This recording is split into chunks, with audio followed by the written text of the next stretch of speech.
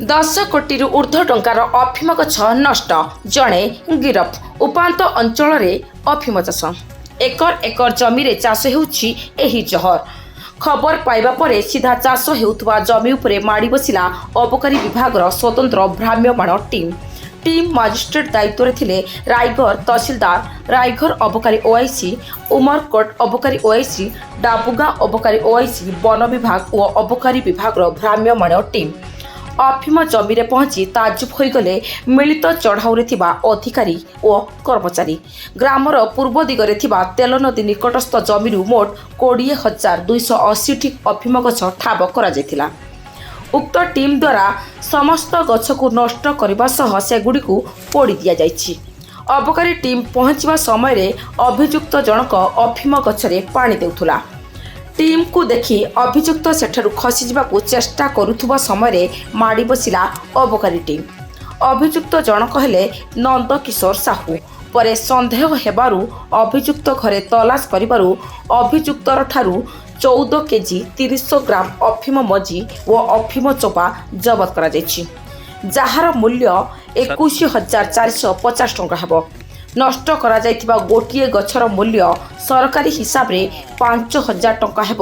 ସେହି ପରିମାଣରେ 20,280ଟି ଗଛର ମୂଲ୍ୟ 10,21,21,000 ଟଙ୍କା ହେବ ବୋଲି ସରକାରୀ ଆକଳନ କରାଯାଇଛି।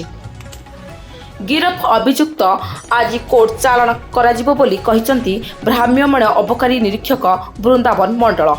ଏହି 30 ଜଣିଆ ଟିମ୍ରେ ବୃନ୍ଦାବନ ମଣ୍ଡଳଙ୍କ ସହ ରାୟଗଡ଼ ଅବକାରୀ ଓଆଇସି ସୁଶୀଲ କୁମାର ଭୋଇ ଓ ଉମରକୋଟ ରେଞ୍ଜ ଅବକାରୀ ନିରୀକ୍ଷକ ରଞ୍ଜୁଲତା ବାରିକ ଏବଂ ବହୁ ଅବକାରୀ କର୍ମୀ। ମିଳିତ ମଲ୍ଟି ଡିସିପ୍ଲିନାରୀ ସ୍କ୍ୱାଡ୍ ତଥା ମାନେ ଏକ୍ଜିକ୍ୟୁଟିଭ ମାଜିଷ୍ଟ୍ରେଟ କମ୍ ତହସିଲଦାର, ତାପରେ ଫରେଷ୍ଟ, ଏକ୍ସାଇଜ୍, ଆମର range inspector, Dabugaon OIC staff, Umarkot OIC and staff, Rayagada OIC and staff ମିଳିତ ଭାବେ ଆମେ ତାଲାପଦର ଗ୍ରାମ ଅନ୍ତର୍ଗତ ରାୟଗଡ଼ ଥାନା ଅନ୍ତର୍ଗତ ତାଲାପଦର ଗ୍ରାମକୁ ଯାଇଥିଲୁ। ସେଠି ବିଶ୍ୱାସ ସୂତ୍ରରୁ ଖବର ପାଇଲୁ ଯେ ପୂର୍ବ ଦିଗରେ ଥିବା ତେଲଗାଁ ନଦୀ କୂଳରେ ଓପିୟମ ଚାଷ ହେବାର ଆମେ ଖବର ପାଇଲୁ। ତତ୍କ୍ଷଣାତ୍ ଆମେ ଉପରସ୍ଥ ବିଭାଗୀୟ ଅଫିସରଙ୍କୁ ଆମେ ଫୋନ୍ ଯୋଗେ ଯୋଗାଯୋଗ କଲେ। ତାଙ୍କର ନିର୍ଦ୍ଦେଶ କ୍ରମେ ଆମେ ପୂର୍ବ ଦିଗରେ ଥିବା ଚାଷ ଜମି ମାନେ ଅଫିମ ଚାଷ କରିବା ସ୍ଥାନକୁ ଗଲୁ। ଗଲାବେଳେ ନନ୍ଦକିଶୋର ସାହୁ ସେ ଗଛରେ ପାଣି ଦେଉଥିଲା। ଆଉ ଆମମାନଙ୍କୁ ଦେଖି ସେ ସେଠୁ ପଳାଇବାକୁ ଚେଷ୍ଟା କଲାବେଳେ ବିଭାଗୀୟ ଷ୍ଟାଫ୍ ମାନେ ତାକୁ ଅଟକି ଇଏ କଲେ। ତାଙ୍କରି ସମ୍ମୁଖରେ ଏବଂ ଏକ୍ଜିକ୍ୟୁଟିଭ ମାଜିଷ୍ଟ୍ରେଟଙ୍କ ସମ୍ମୁଖରେ ବିଧିମତ ତଲାସ କଲୁ ଏବଂ ସାକ୍ଷୀଙ୍କ ଉପସ୍ଥିତିରେ ଆମେ ଇଏ କଲାରୁ ଆମେ 20,280ଟା ଗଛ ଆଉ ଓପିୟମ ଫପି ମାନେ ପାଇପାରିଲୁ। ସେଠି ସବୁ ଜବତ କଲା ପରେ ଆମେ ମାଜିଷ୍ଟ୍ରେଟଙ୍କ ଉପସ୍ଥିତିରେ 2ଟା ସାମ୍ପଲ୍ ନମୁନା ବାହାର କରି ବଳକାଟାକୁ ଘଟଣା ଜାଗାରେ ଆମେ ନଷ୍ଟ କରିଦେଲୁ।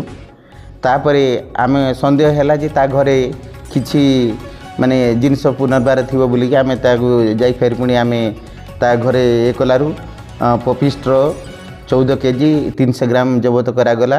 ସେଇଟା ମାଜିଷ୍ଟ୍ରେଟଙ୍କ ଉପସ୍ଥିତିରେ କରାଗଲା। ଆଉ 2ଟାକୁ ଇଏ କଲାରୁ ସିଜର ଲିଷ୍ଟ ପ୍ରସ୍ତୁତ କଲା ପରେ ଆମେ ତାକୁ ଇଏ କଲୁ। ଆଉ ସେଇଟା ହନରେବୁଲ କୋର୍ଟ ଏଡିଜେ କମ୍ ସେସନ୍ ଜଜ୍ ଉମରକୋଟକୁ ଚାଲାଣ କରିବା ପାଇଁ ଆମେ ଇଏ କରିଛୁ। ଓପିୟମ ପପି 20,200 ସେ ଗଛ ହେଲା। ତା'ର ଆନୁମାନିକ ମୂଲ୍ୟ 10,14 ଲକ୍ଷ ଆପ୍ରୋକ୍ସିମେଟଲି ହେବ। ଆଉ ପପି ଷ୍ଟୋର 14.300 ବେଲାରେ ସେ କେଜି ପିଛା 1,500 ଟଙ୍କା ହିସାବରେ ଏବଂ ଆନୁମାନିକ ସେଇ 3-4 ଲକ୍ଷ ଟଙ୍କା ହେବ। ଟୋଟାଲ 10,15,16 ଲକ୍ଷ ଟଙ୍କା ହେବ।